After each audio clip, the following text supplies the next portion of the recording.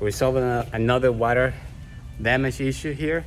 This one is caused by the AC hose. All right, let me show you. So in here there is a hose.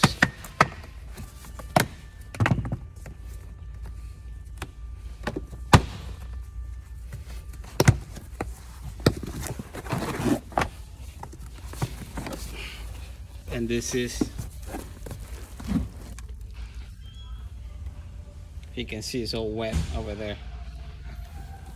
And that's what an AC hose will do, and it will damage all this.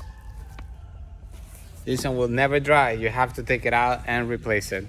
Always. Don't pay attention to the dealer when they say, oh, we fix it, just let it dry. No, don't let it dry. Take everything out, seat out like that, and fix it.